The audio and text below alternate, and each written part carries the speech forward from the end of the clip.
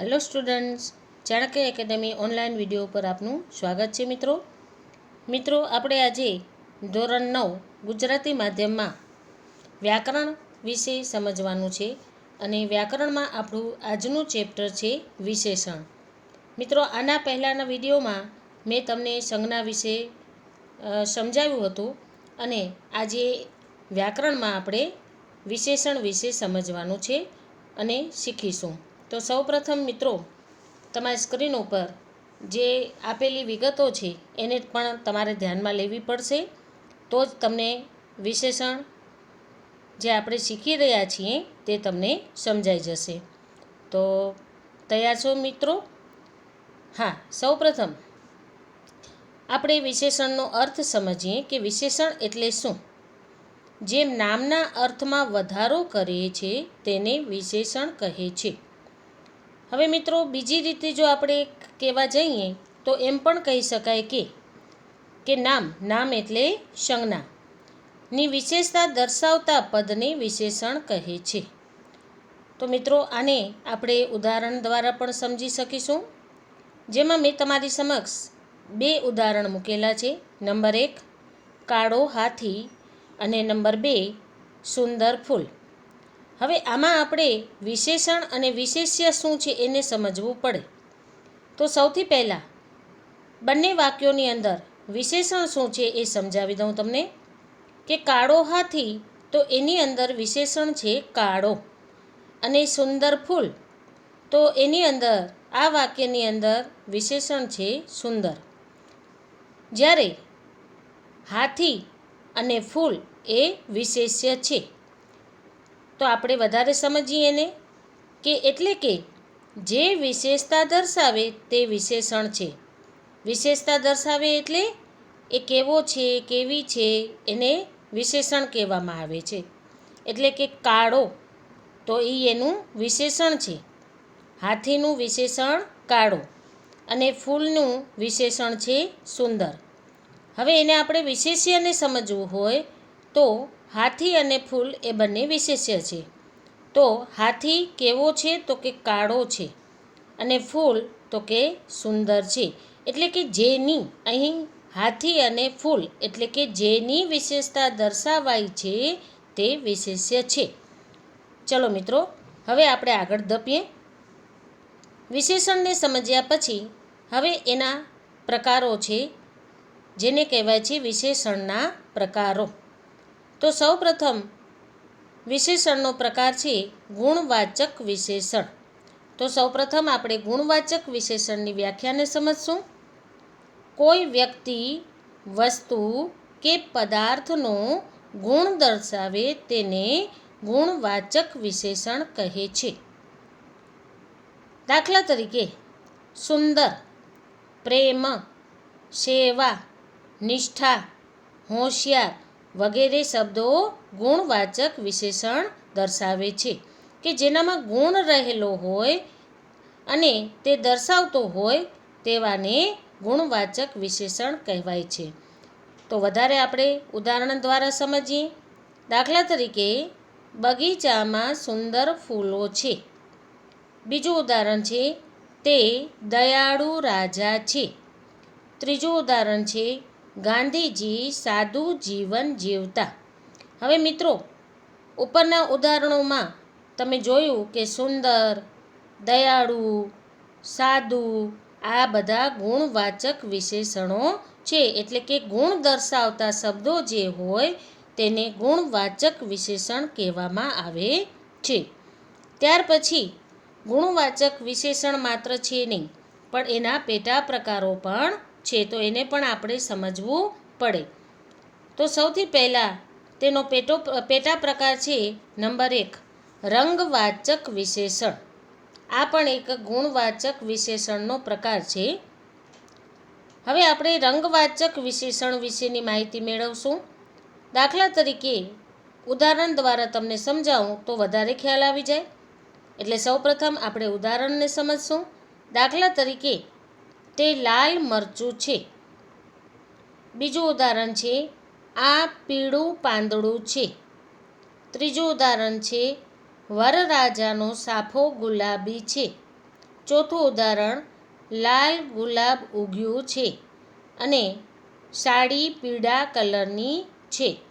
તો મિત્રો, અહીં તમે જોઈ શકતા હશો કે રંગવાચક વિશેષણ જે બતાવે છે શબ્દો, એની નીચે મેં બ્લેક પેનથી લાઈન કરેલી છે કે જેથી કરી અને તમને ખ્યાલ આવી જાય કે આ રંગવાચક વિશેષણ છે. હવે એને આપણે સમજવા માટે આ રીતે સમજવું પડે કે અલગ અલગ વાક્યમાં જ્યાં જ્યાં રંગ દર્શાવાય તે રંગવાચક વિશેષણ કહેવામાં આવે છે. ત્યાર પછી એનો બીજો પેટા પ્રકાર છે, એટલે કે ગુણવાચક વિશેષણનો પેટા પ્રકાર નંબર 2. સૌ પહેલાં આપણે જોયો રંગવાચક વિશેષણ, અને બીજો પ્રકાર એનો આવે છે સ્વાદવાચક વિશેષણ. તો સ્વાદવાચક વિશેષણ કોને કહેવાય? તો સૌપ્રથમ આપણે એને ઉદાહરણમાં સમજી લઈ. દાખલા તરીકે, તેણે સ્વાદિષ્ટ ભોજન બનાવ્યું. દહીં મોળું છે. આજે શાક તીખું છે. શરબત મીઠું છે. લીમડો કડવો છે. કંસાર ગળ્યો છે. હવે તમે એમાં જોઈ શકતા હશો કે જે ઉદાહરણો આપેલા છે એની નીચે આપણે લીટી કરેલી છે. એ લીટી કરેલા શબ્દો સ્વાદવાચક વિશેષણ છે. આનો અર્થ એવો થાય છે કે આ રીતે જે શબ્દો સ્વાદ દર્શાવે છે તે સ્વાદવાચક વિશેષણ છે. કારણ કે સ્વાદિષ્ટ, તીખું, મીઠું, કડવો, ગળ્યો આ બધું શું છે? તો કે સ્વાદ છે. અને જે સ્વાદવાચક શબ્દો જોવા મળે આપણને તેને સ્વાદવાચક વિશેષણ કહી શકાય છે. એના પછી એનો ત્રીજો પેટા પ્રકાર છે ગુણવાચક વિશેષણનો ત્રીજો પેટા પ્રકાર. નંબર 1 કયો જોયો આપણે? તો કે સૌથી પહેલાં રંગવાચક વિશેષણ, જે એક ગુણવાચક વિશેષણનો પેટા પ્રકાર છે. નંબર 2 સ્વાદવાચક વિશેષણ, જે ગુણવાચક વિશેષણનો બીજો પેટા પ્રકાર છે. અને હવે આપણે શીખી રહ્યા છીએ ત્રીજો એનો પ્રકાર આકારવાચક વિશેષણ. તો એને પણ આપણે ઉદાહરણ સાથે સમજીશું. દાખલા તરીકે, તેણે ચોરસ ચિત્ર દોર્યું. બીજું ઉદાહરણ છે, આ લંબચોરસ ટેબલ છે.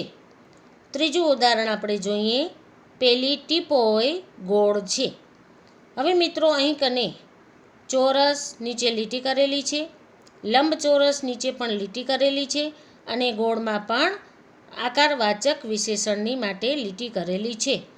તો જોઈ શકીએ છીએ કે ચોરસ, લંબચોરસ, ગોળ આ બધું શું દર્શાવે છે? આકાર દર્શાવે છે. અને તેથી આ રીતે જે શબ્દો આકાર દર્શાવે છે તેને આકારવાચક વિશેષણ કહેવામાં આવે છે. હવે મિત્રો, વિશેષણનો આપણે બીજો પ્રકાર જોઈશું. સૌથી પહેલાં ગુણવાચક વિશેષણ આવ્યો, અને એના પછી નંબર 2માં આવે છે સંખ્યાવાચક વિશેષણ. તો સૌપ્રથમ આપણે તેની વ્યાખ્યા સમજી લેશું કે સંખ્યાવાચક વિશેષણ કોને કહેવામાં આવે છે. તો સંખ્યા દર્શાવતા વિશેષણને સંખ્યાવાચક વિશેષણ કહે છે. દાખલા તરીકે, નંબર 1 2 ચોર પકડાઈ ગયા. નંબર 2 50 વિદ્યાર્થીઓ પ્રવાસમાં ગયા. નંબર 3 તેણે 1 ડઝન કેળા ખરીદ્યા. નંબર 4 વર્ગમાં 10 વિદ્યાર્થીઓ ગેરહાજર છે. તો અહીં તમને શબ્દો દેખાતા હશે લીટી કરેલા. કયા શબ્દો ઉપર લીટી કરેલા છે? તો કે પહેલા ઉદાહરણમાં 2 ઉપર, બીજામાં 50 ઉપર, ત્રીજામાં 1 ડઝન અને ચોથામાં 10. તો આ રીતે વાક્યોમાં 2, 50, 1 ડઝન, 10 સંખ્યા બતાવે છે. તેથી તેને સંખ્યાવાચક વિશેષણ કહેવામાં આવે છે. ત્યાર પછી વિશેષણનો ત્રીજો પ્રકાર આપણે જોઈએ તો એ છે ક્રમવાચક વિશેષણ. સૌથી પહેલાં આપણે ગુણવાચક વિશેષણ જોયો. ત્યાર પછી આપણે તેના પેટા પ્રકારો 3 જોયા. કયા? તો કે રંગવાચક વિશેષણ, સ્વાદવાચક વિશેષણ અને ત્રીજો એનો પેટા પ્રકાર હતો આકારવાચક વિશેષણ. નંબર 2માં આપણે જોયું સંખ્યાવાચક વિશેષણ કે જેમાં સંખ્યા દર્શાવતા વિશેષણો હોય છે. હવે આપણે જે જોવાનો છે એ છે વિશેષણનો ત્રીજો પ્રકાર એટલે કે ક્રમવાચક વિશેષણ. તો સૌપ્રથમ આપણે વ્યાખ્યાને સમજી લેશું કે ક્રમ દર્શાવતા વિશેષણને ક્રમવાચક વિશેષણ કહે છે, જેનામાં ક્રમ દર્શાવેલા હોય મિત્રો. તો સમજીએ. દાખલા તરીકે પ્રિયંકા પ્રથમ નંબરે પાસ થઈ. બીજું ઉદાહરણ જોઈએ આપણે. અમે ટ્રેનના 5મા ડબ્બામાં બેઠા. ત્રીજું ઉદાહરણ છે શિવજીએ ત્રીજું નેત્ર ખોલ્યું. તો અહીં પણ ક્રમ દર્શાવતા વિશેષણો જે છે એ છે પ્રથમ, 5મા અને ત્રીજા વાક્યમાં છે ત્રીજું. તો આ રીતે વાક્યોમાં પ્રથમ, 5મા, ત્રીજું એ ચોક્કસ ક્રમ દર્શાવે છે, તેથી તે ક્રમવાચક વિશેષણ છે. તો આ રીતે મિત્રો આપણે 3 પ્રકારોને વ્યવસ્થિત ઉદાહરણ સહ આપણે જોયા. ફરીથી એક વખત તમને ત્રણેય પ્રકારોના નામ આપી દઉં. સૌથી પહેલો પ્રકાર આપણે જોયો ગુણવાચક વિશેષણ, ત્યાર પછી સંખ્યાવાચક વિશેષણ અને ત્યાર પછી ત્રીજો આપણે પ્રકાર જોયો એ હતો ક્રમવાચક વિશેષણ. તો હવે આવે છે મિત્રો ચોથો પ્રકાર. ચોથો પ્રકાર એટલે પરિમાણવાચક વિશેષણ. તો સૌપ્રથમ એની વ્યાખ્યાને સમજી લઈએ. પરિમાણવાચક વિશેષણ કોને કહેવાય? જથ્થો કે માપ દર્શાવતા વિશેષણોને પરિમાણવાચક વિશેષણ કહે છે. હવે એને પણ હું તમને ઉદાહરણ દ્વારા જ સમજાવીશ. દાખલા તરીકે જે લખેલા છે ઉદાહરણો, એમાં નંબર 1, મને થોડા ફળો આપો. નંબર 2, સાઈબાબાના મંદિરે અઢળક સોનું છે. નંબર 3, તેણે 5 કિલો તુવેર દાળ ખરીદી. હવે મિત્રો અહીં જે લીટી કરેલા શબ્દો દેખાય છે તમને એ છે પરિમાણવાચક વિશેષણ.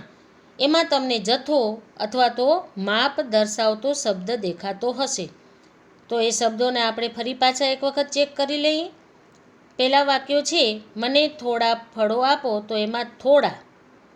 નંબર 2માં અઢળક અને નંબર 3માં 5 કિલો. તો અહીં કને પરિમાણવાચક વિશેષણ દર્શાવે છે.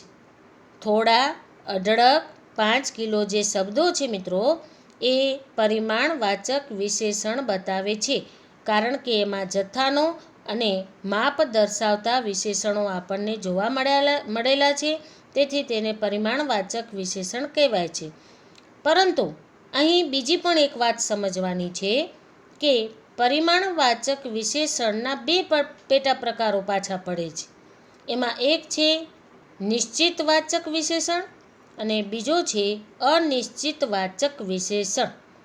તો હવે મિત્રો નિશ્ચિતવાચક વિશેષણ કોને કહેવાય અને અનિશ્ચિતવાચક વિશેષણ કોને કહેવાય એ સમજવું ખૂબ જ જરૂરી છે. તો સાથે સાથે એ પણ આપણે સમજી લઈએ. દાખલા તરીકે ઉદાહરણો આપણે જે સ્ક્રીન ઉપર રાખેલા છે એના ઉપર જ ધ્યાન આપશું, કારણ કે નિશ્ચિત અને અનિશ્ચિત આપણે એનામાંથી જ શીખવાનું છે. તો ઉપરના ઉદાહરણમાં જોઈએ તો થોડા, અઢળક એ અનિશ્ચિતવાચક વિશેષણ છે, કારણ કે એની અંદર કોઈ માપદંડ કે જથ્થોનું પ્રમાણ મળતું નથી. એટલે એમ કહી શકીએ કે અનિશ્ચિતવાચક એટલે થોડા. હવે થોડા એટલે કેટલા? દાખલા તરીકે હું તમને પહેલું ઉદાહરણ લઉં તમારી પાસે ફરીથી એક વખત કે મને થોડા ફળો આપો. હવે થોડા ફળો આપો એટલે કેટલા? 2, 3, 4, અડધો કિલો, કિલો એ સમજાતું નથી. નંબર 2 આપણે જોઈએ અઢળક. હવે અઢળક સોનું એટલે એનું કોઈ આપણે માપ નક્કી કરી શકતા નથી.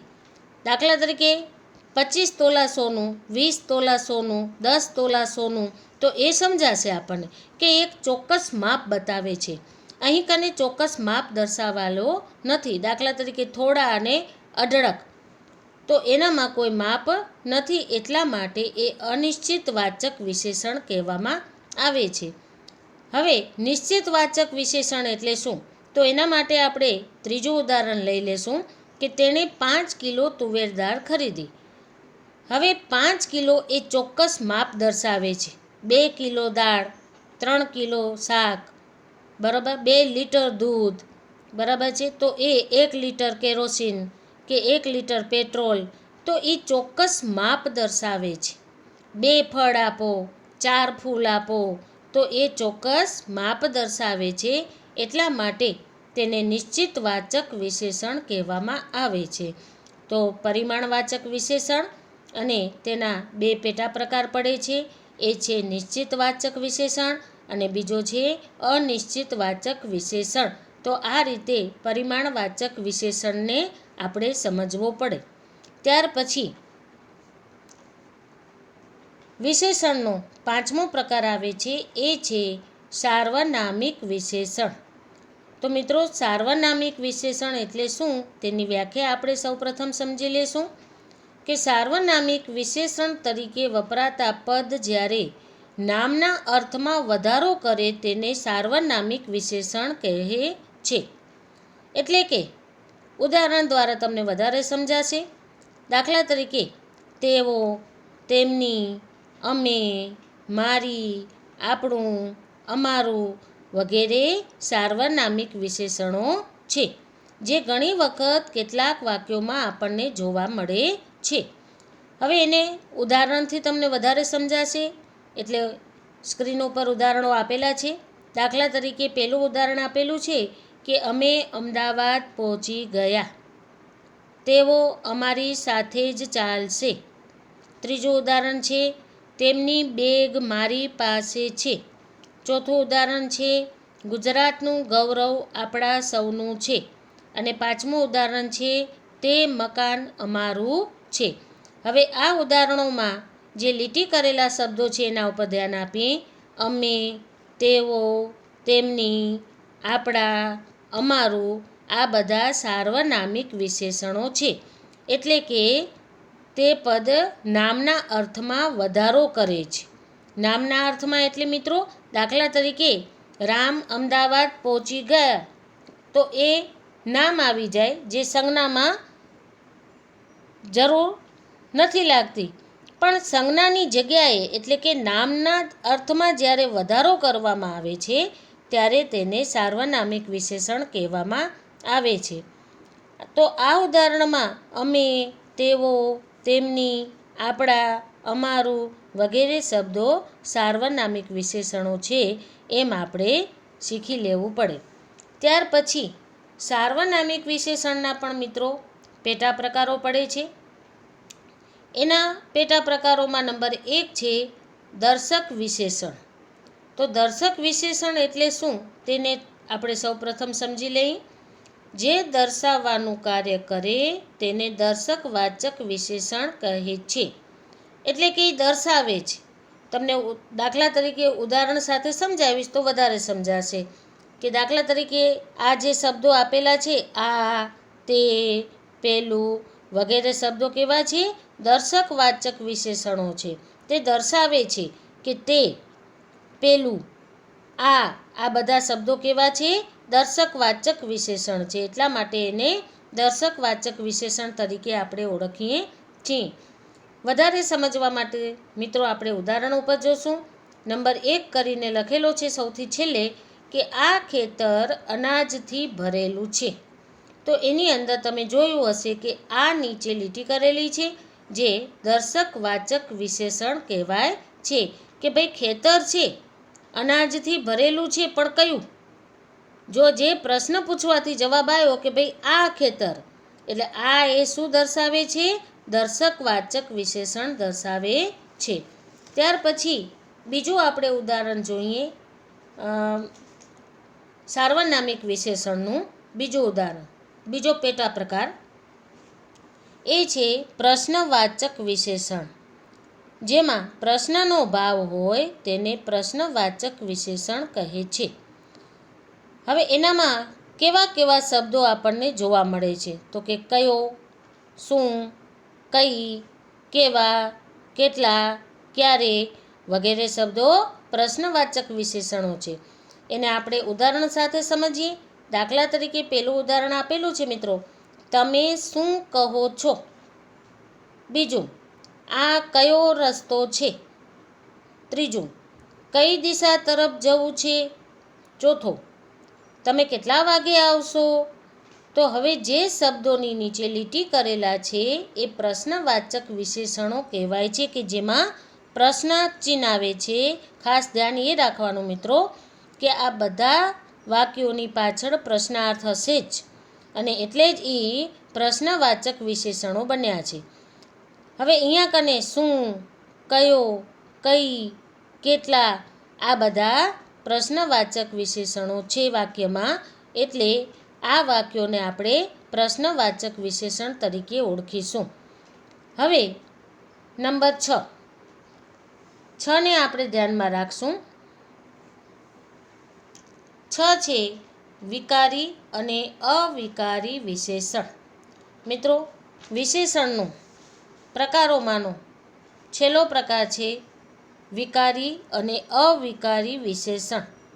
તો સૌથી પહેલાં વિકારી વિશેષણ એટલે શું એને સમજી લઈએ. જેમાં લિંગ કે વચન પ્રમાણે ફેરફાર થાય તેને વિકારી વિશેષણ કહે છે. એટલે કે મિત્રો, લિંગ એટલે સ્ત્રીલિંગ કે પુલ્લિંગ કે નપુંસકલિંગ, બરાબર. આ 3 પ્રકારના આપણને લિંગ ગુજરાતી ભાષામાં આવે છે. ત્યાર પછી વચન છે એટલે કે એક વચન કે બહુવચન. હવે અહીં વ્યાખ્યાને સમજશું તો જ આ વસ્તુ સમજાશે કે જેમાં લિંગ કે વચન પ્રમાણે ફેરફાર થાય તેને વિકારી વિશેષણ કહે છે. જો લિંગ એક વચન હોય અથવા લિંગ સ્ત્રીલિંગ હોય કે પુલ્લિંગ હોય અને વચન એક વચન હોય કે બહુવચન હોય, પણ એના પ્રમાણે જે વિશેષણમાં ફેરફાર જોવા મળે છે તેવા વિશેષણને વિકારી વિશેષણ કહેવામાં આવે છે. હવે એને આપણે વધારે સમજવા માટે ઉદાહરણમાં જઈએ.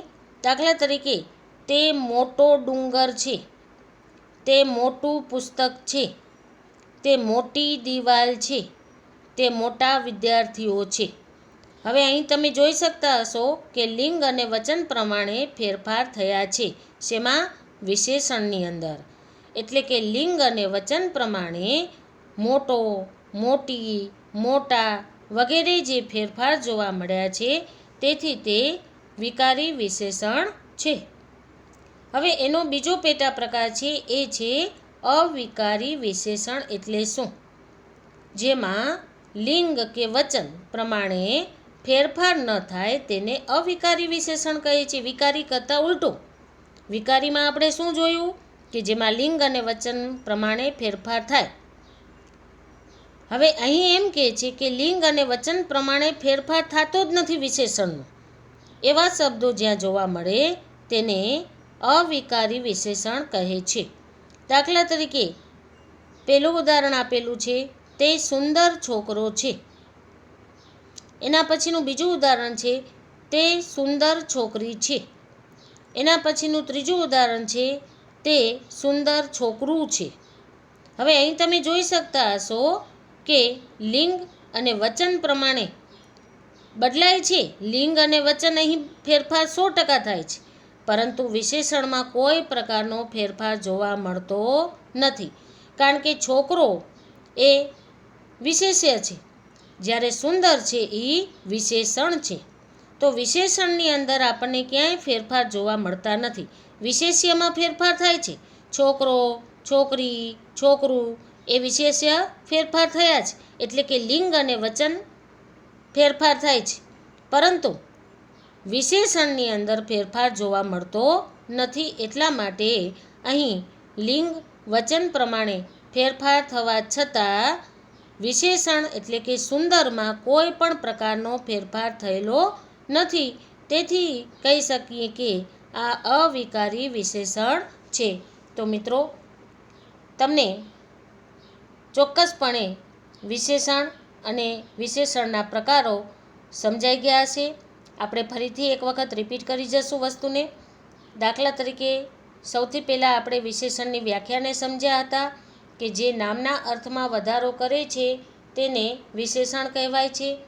અને ત્યાર પછી વિશેષણના આપણે પ્રકારો સમજ્યા. વિશેષણના પ્રકારોમાં સૌથી પહેલો આવ્યો ગુણવાચક વિશેષણ, જેના પેટા પ્રકારો આપણે જોયા એ હતા રંગવાચક વિશેષણ, બીજો પ્રકાર હતો એનો સ્વાદવાચક વિશેષણ, ત્રીજો પ્રકાર હતો એનો આકારવાચક વિશેષણ. ત્યાર પછી વિશેષણનો બીજો પ્રકાર આપણે જોયો સંખ્યાવાચક વિશેષણ, અને એના પછી નંબર 3 એટલે કે ક્રમવાચક વિશેષણ.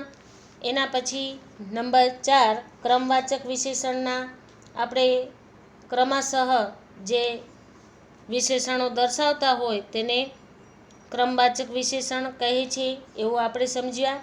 ત્યાર પછી ચોથા નંબરે આપણે પરિમાણવાચક વિશેષણોને સમજ્યા. પરિમાણવાચક વિશેષણમાં જથ્થો કે માપ દર્શાવતા વિશેષણોને આપણે જોયા. ત્યાર પછી નંબર 5 સાર્વનામિક વિશેષણ. સાર્વનામિક વિશેષણના આપણે પેટા પ્રકારો જોયા દર્શક વિશેષણ અને પ્રશ્નવાચક વિશેષણ. તો આ રીતે આપણે સાર્વનામિક વિશેષણના ઉદાહરણો તેના પેટા પ્રકારો જોયા. ત્યાર પછી નંબર 6માં વિકારી અને અવિકારી વિશેષણ વિશે સમજ્યા. તો આ રીતે મિત્રો વિશેષણ અને એના પ્રકારો પડે છે. જે તમને વાક્યોમાં પૂછવામાં આવે છે કે વિશેષણનો કયો પ્રકાર છે એ તમારે જવાબ લખવાનો હોય છે. ખાસ કરીને વ્યાકરણના જે પ્રશ્નો પૂછાય છે પરીક્ષાલક્ષી, એમાં પણ તમને ખૂબ જ ઉપયોગી બને છે. આ સિવાય મિત્રો, કારણ કે આ તો વ્યાકરણ છે, નિરંતર પ્રવાહ કહેવામાં આવે છે કે તમે આજીવન આ વસ્તુ તમને કામ 100% આવવાની છે.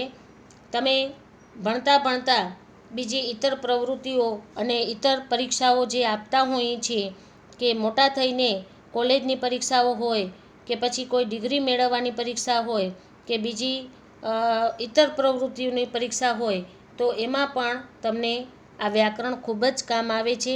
તો આના પહેલાંનો વિડીયો આપણે જે વ્યાકરણનો મુદ્દો લીધો હતો એ હતો સંજ્ઞાનો. ત્યાર પછી આપણે આજે જે વિડીયો મેં તમને રિલે કર્યો છે એ છે વિશેષણનો. અને હજી પણ આપણે વ્યાકરણમાં ઘણું બધું સમજવાનું છે. તો આજે તમને વિશેષણ અને એના પ્રકારો વિશે ઉદાહરણ સાથે ખૂબ જ સુંદર રીતે માહિતી પૂરી પાડવાની કોશિશ કરેલી છે. તમારે આમાંથી 6 પ્રકાર જે આપેલા છે તો કમસે કમ બધા જે પ્રકારો છે 1 થી 6 એ 6 પ્રકારોના 5 ઉદાહરણ તમે તમારી જાતે લખજો નોટની અંદર, અને એની વ્યાખ્યાઓ પણ સાથે સાથે લખતા જાજો.